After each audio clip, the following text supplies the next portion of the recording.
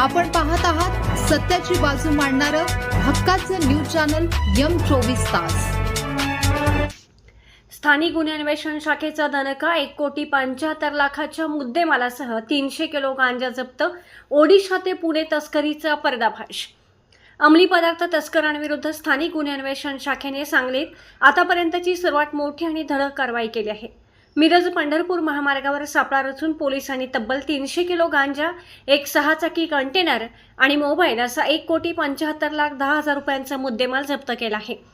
तानंग फाटा ते मालगाव रोड दरम्यान मिळालेल्या गुप्त माहितीच्या आधारे ही धाडसी कारवाई करण्यात आली। पोलीस अधीक्षक तुषार दोशी व अपर पोलीस अधीक्षक कल्पना बारवकर यांच्या थेट मार्गदर्शनाखाली मिळालेल्या पक्क्या बातमीनुसार गुन्हे शाखेच्या पथकाने महामार्गावर नाकाबंदी करून संशयित कंटेनर अडवला। कंटेनरची कसून पाहणी केली असता त्यात खाकी चिकटपट्टीने अत्यंत हुशारीने पॅक केलेली 150 पाकिटे दडवल्याचे उघडकीस आले। ही पाकिटे उघडून पाहिली असता त्यात उच्च दर्जाचा तयार गांजा असल्याचे निष्पन्न झाले। या प्रकरणी कंटेनर चालक मंगेश प्रकाश मोरे वय 46 राहणार बोरजाईवाडी तालुका कोरेगाव जिल्हा सातारा याला पोलिसांनी रंगेहात पकडून अटक केली आहे। हा गांजा थेट ओडिशा राज्यातून लोड करण्यात आला होता। पुणे जिल्ह्यातील मुख्य वितरकांपर्यंत हा साठा पोहोचवून तिथे विक्री केली जाणार होती।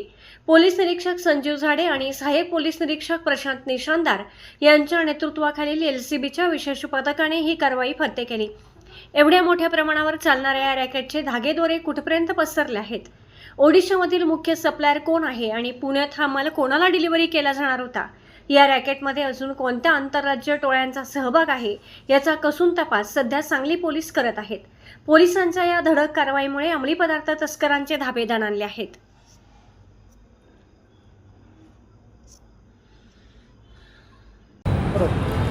आज रोजी सांगली जिल्ह्यामध्ये एक चांगली ड्रग्सची कारवाई झालेली आहे।